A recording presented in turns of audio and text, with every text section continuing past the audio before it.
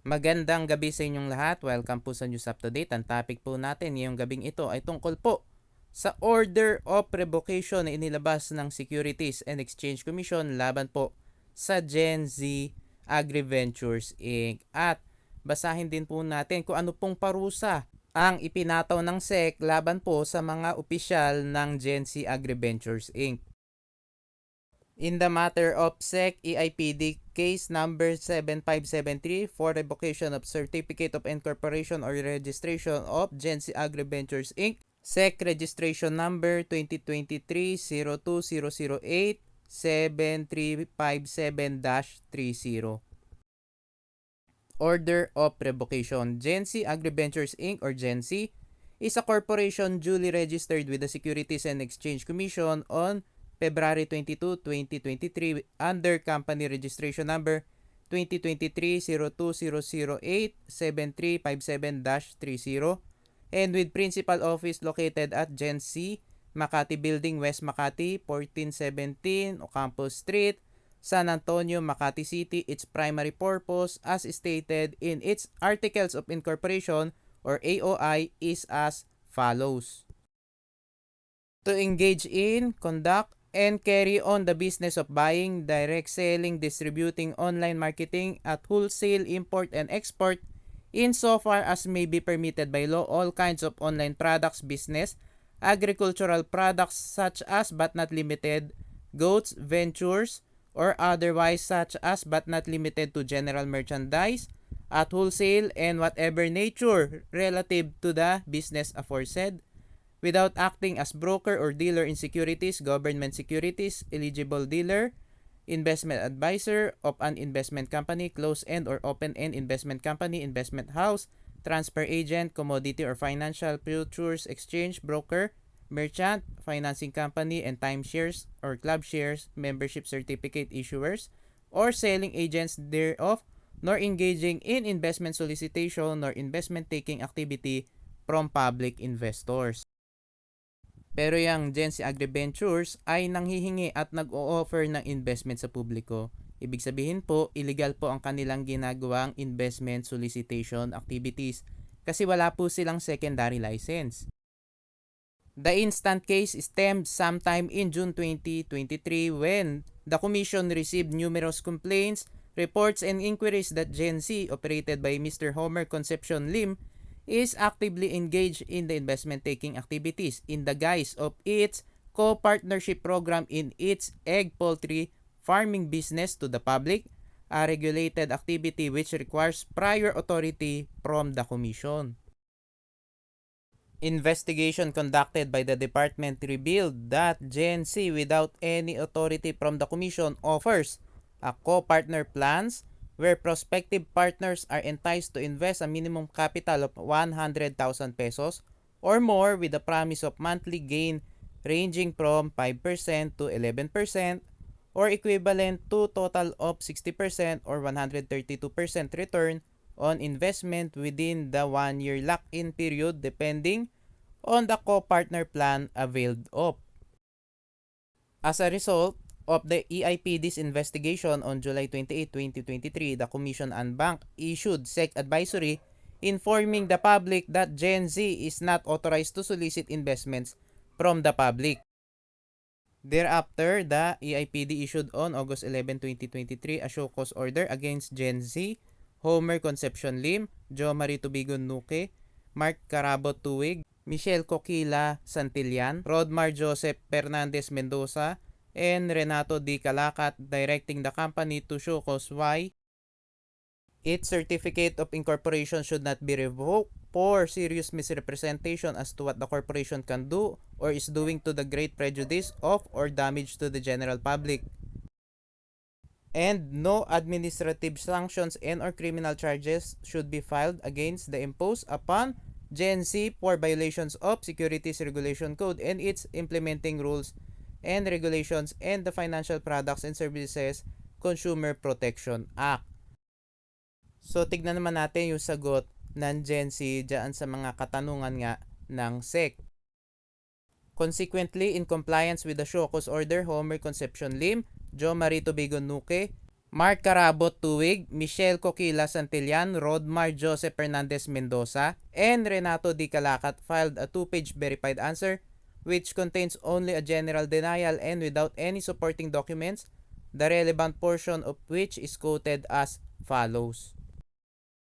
By way of answer comment, respondents categorically deny that it has solicited investments from the public and do not ask for investments from the public. The reports reaching the SEC are baseless and derogatory. The corporation has never asked for investments, nor did it advertise any solicitation in any matters, especially through social media. Gen-Z has not in any way advertised its business affairs, nor has it authorized any person, entity, or institution to use its platform as means to solicit investment from the public. The alleged advertisement through social media did not come from Gen-Z nor any of its board of directors or officers. The sole issue to be resolved is whether or not Gen-Z is engaged in the selling or offering for sale of securities that require authority from the Commission and therefore would warrant the revocation of its certificate of incorporation or registration pursuant to Section 6I2 of Presidential Decree Number 902-A for serious misrepresentation as to what the corporation can do or is doing to the great prejudice or damage to the general public and for engaging in ultra-vires acts in violation of the revised Corporation Code of the Philippines and the imposition of administrative sanction and or criminal charges in violation of RA number 8779 and Section 11 of the Republic Act 11765, also known as the Financial Products and Services Consumer Protection Act. As already mentioned above, respondents' verified answer only contains a general denial and without any supporting documents, hence does not deserve any consideration at all. Thus, we reiterate our findings as contained in our show cause order. Gen-Z AgriVentures Inc. is engaged in the offering or selling for sale of securities. Section 3.1 of the Securities Regulation Code or SRC defines securities as shares, participation, or interest in a corporation or in a commercial enterprise or profit-making venture and evidenced by a certificate, contract, instrument, whether written or electronic in character. The same provision enumerates the different securities which include, among others, investment contracts defined under SRC Rule 26.3.5 of the 2015 Implementing Rules and Regulations of the Securities Regulation Code. To wit, an investment contract means a contract, transaction, or scheme whereby a person invests his money in a common enterprise and is to led to expect profits primarily from the efforts of others. A common enterprise is deemed created when two or more investors pool their resources, creating a common enterprise even if the promoter receives nothing more than a broker's commission. Ang mga elemento daw ng isang investment contract ay una yung contract or yung kontrata, transaction or scheme, tapos yung investment of money, tapos yung common enterprise at yung expectation of profits at ang panghuli ay ang profits na nagmumula do sa entrepreneurial and managerial efforts of others. Pero dapat bago manghingi or mag-offer ng investment sa publiko ang kahit na anong kumpanya, dapat meron muna silang secondary license. At kapag wala po silang secondary license, ay illegal po ang kanilang ginagawang investment solicitation. Aside from the prohibition on the selling or offering for sale of unregistered securities or investments, the SRC also prohibits any person to engage in the business of buying and selling of securities or to act as a salesman or agent in relation to the selling or offering for sale of securities to the public without the necessary registration from the Commission. Thus, any person without proper license from the Commission who acts as brokers or agents of a company selling or convincing people to invest in the investment scheme, including solicitations or recruitment through the internet, may likewise be prosecuted and held criminally liable under Section 28 of the SRC and penalized with a maximum fine of 5 million pesos or penalty of 21 years imprisonment or both pursuant to Section 73 of the SRC. In this particular case, the department carefully examined the characteristics of the investment offered by Gency to determine if they satisfy the elements of an investment contract. At sa evaluation nga ng SEC, ay nakita nga nila yung mga elements ng investment contract dun nga sa mga ino-offer ng Genzy. So ito yung mga nakita nila. Una, meron daw kontrata, transaction, or scheme. By investing in the scheme offered by Gency, the partner investor enters into a contract at meron ding investment of money. Investors were enticed to place their money amounting to a minimum amount of 100,000 pesos. At ito pera ay piniplace into a common enterprise. Yung mga pera na ini-invest ay napupunta sa Gency Agriventures Inc. by depositing it to its bank account. Tapos meron ding placement of money gives rise to an expectation of profits. Kasi nga, 'di ba, inoperan nga ng Gency Agriventures Inc. yung mga investors, nakikita daw sila ng 5 to 11% monthly gain. At yung investors are expecting to earn profits from the entrepreneurial and managerial efforts of others. Partner investors were solely required to invest their money without any need to participate in the alleged business operations. Yang Gency Agriventures Inc. ay allowed lamang to exercise powers inherent to its corporate existence as provided in the Revised Corporation Code of the Philippines and those conferred in its Articles of Incorporation. In other words, what a corporation can do is necessarily circumscribed by its primary purpose clause in its AOI.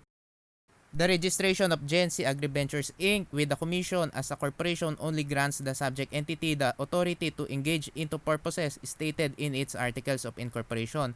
The purpose clause of the Articles of Incorporation indicates the extent as well as the limitations of the powers which a corporation may exercise. In fact, the purpose in Gency's Articles of Incorporation expressly prohibits it to operate an investment-taking scheme. The Financial Products and Services Consumer Protection Act or FCPA specifically provides that any form of deceptive solicitation such as offering or selling of investment scheme from the public without a secondary license or permit from the Commission constitute investment fraud and is an unlawful activity in violation of Section 11 of the said Act. Pursuant to Section 6 of the Presidential Decree 902-A, the Commission has the power to suspend or revoke, after proper notice and hearing, the franchise of certificate of registration or corporations, partnerships, and associations on the ground of serious misrepresentations as to what the corporation can do or is doing to the great prejudice of or damage to the general public. Considering that nowhere is it stated in the primary purpose of Gency that it is authorized to engage in the selling or offering for sale of securities to the public, compounded by the fact that it does not have the required secondary license from the Commission to offer or sell securities to the public, its activity of selling or offering the public securities or investment contracts is considered an ultra vires act and therefore constitutes serious misrepresentation as to what the corporation can do to the great prejudice or damage to the general public, a ground for the revocation of a corporation's primary franchise or certificate of registration or incorporation under PD 902-A. Wherefore, premises considered for violation of Section 44 of the Revised Corporation Code of the Philippines in relation to Sections 8.1, 12.1, 28.1, and 26.1 of the Securities Regulation Code, Section 11 in relation to Section 3F of the Financial Products and Services Consumer Protection Act, PD 902-A, and Section 179J of the RCC, the Certificate of Incorporation and the Registration of Gency Agriventures Inc. is hereby revoked, and the following incorporators, directors of Gency Agriventures Inc. for conceptualizing, offering, and propagating its co-partner plans to the public and unregistered security in the form of an investment contract are found to be administratively liable for investment fraud, a fraudulent act, and are hereby disqualified from being a director of a corporation for a period of 5 years from date of this order pursuant to Section 26 of the Revised Corporation Code of the Philippines. Ito po yung pangalan ng mga incorporators, directors ng Gency Agriventures Inc. So una si Homer Concepcion Lim, pangalawa si Jo Marie Tubigo Nuque, pangatlo si Mark Carabot Tuig, at pangapat si Michelle Coquila Santillan, Panglima si Rodmar Joseph Fernandez Mendoza at panghuli si Renato D. Calacat. Accordingly, let this order be posted on the SEC website and attached by the Corporate Filing and Records Division of the Company Registration and Monitoring Department to the records of the Commission. Further, the information and communications technology of the Commission is likewise requested to enter the revoked status of the subject corporation in the electronic or online database of the Commission. So ito pong order of revocation ay inilabas noong October 10, 2023. Ayan po mga kababayan, kumpirmadong-kumpirmado po, scam po yan Gency AgriVentures Inc. at nirevoke na nga na SEC ang kanilang primary registration. So iwasan na po ninyo yung Gency AgriVentures Inc. kahit na po yung bago nilang kumpanya. Kasi po yung mga incorporators po niyang Gency AgriVentures Inc. ay dinisqualify na po ng SEC sa loob po ng 5 taon. So hindi po sila pwedeng maging direktor o may-ari ng isang korporasyon. Dahil nga disqualified sila sa loob nga ng 5 taon. So umiwas na po kayo dyan nga sa investment solicitation schemes ng Gency AgriVentures Inc. Mga kababayan, mag-ingat kayo sa mga nagkalat na mga investment scams. Dapat po bago kayo pumasok sa kahit na ano investment, i-check nyo po kung kumpleto sila sa legalities. Dapat po meron sila secondary license at dapat po i-verify po ninyo sa Securities and Exchange Commission. Mga kababayan, maraming salamat po sa inyong patuloy na pagsuporta sa aking channel. God bless po.